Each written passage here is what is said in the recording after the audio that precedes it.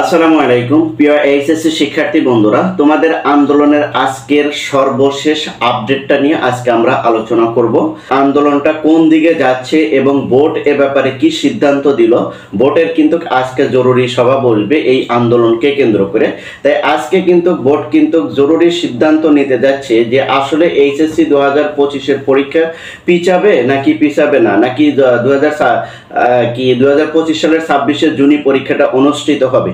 এ সকল বিষয় নিয়ে কিন্তু আজকে বোর্ড কিন্তু আলোচনায় বসতে যাচ্ছে।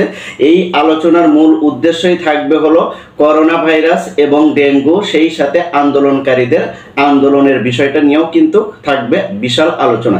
এই আলোচনা থেকেই আজকের এই আলোচনা থেকেই কিন্তু সর্বশেষ সিদ্ধান্তটা জানা যাবে যে পরীক্ষাটা 26 তারিখে হচ্ছে কি হচ্ছে না। দেখো, আমি যদি আন্দোলনকারীদের পেজ থেকে যদি তোমাদের সাথে শেয়ার করি তাহলে তোমরা বুঝতে পারবে যে ওরা যেটা বলছে, এই যে আজকে কিন্তু বলছে, ঠিক আছে, গুরুত্বপূর্ণ নোটিশ এইচএসসি 2025 ব্যাচের সকল সচেতন শিক্ষার্থীদের প্রতি তারা একটা নোটিশ দিচ্ছে। সেটা কি, আজ 19শে জুন, অর্থাৎ আজকে কিন্তু ঘটনাটা আজ 19শে জুন আমাদের জন্য একটি গুরুত্বপূর্ণ দিন। কেন গুরুত্বপূর্ণ দিন সেই বিষয়টা ওরা ব্যাখ্যা করছে।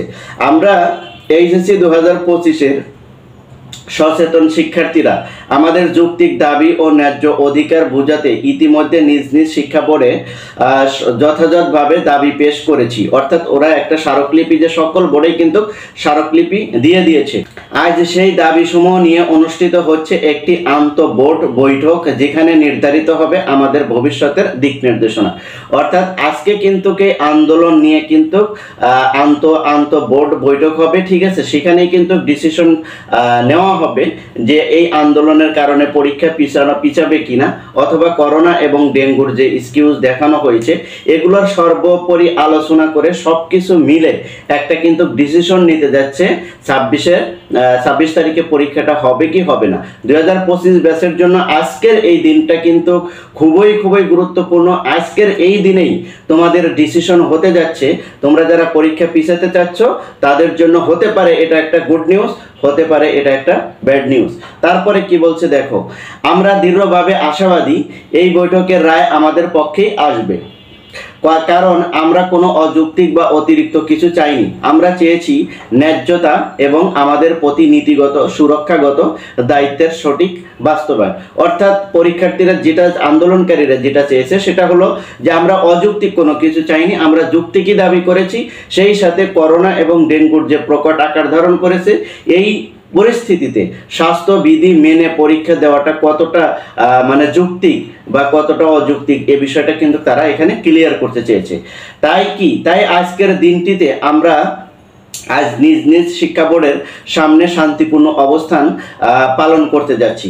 আর আজকে কিন্তু ওরা কি করবে, সকল শিক্ষা বোর্ডের সামনে শান্তিপূর্ণ অবস্থান পালন করবে। এই অবস্থান শুধু একটি কর্মসূচি নয়, এটি আমাদের চেতনা, প্রত্যাশা ও ন্যায্য অধিকারের প্রকাশ। আজকে যে অবস্থান কর্মসূচিটা হবে সকল শিক্ষা বোর্ডের সামনে, এটা কিন্তু তাদের দাবিরই একটা প্রতিফলন এবং তারা আশা করছে এই দাবিতে তারা কি করবে, জয়লাভ করবে। আসুন সকলে ভেদাভেদ ভুলে ঐক্যবদ্ধ হই।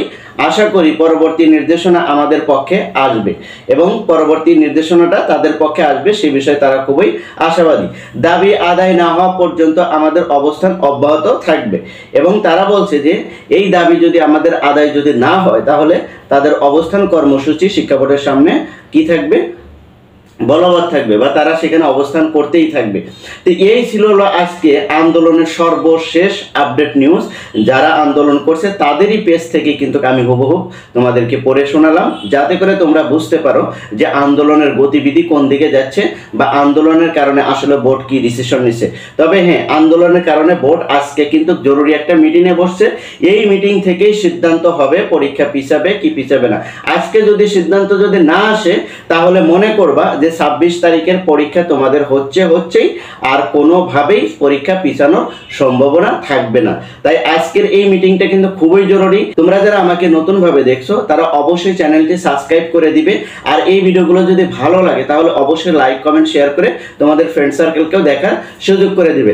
আর এরকম শিক্ষা এবং শিক্ষা বিষয়ক সকল আপডেট পেতে চ্যানেলটি সাবস্ক্রাইব করে পাশে থাকবে। Thank you so much. আল্লাহ হাফেজ।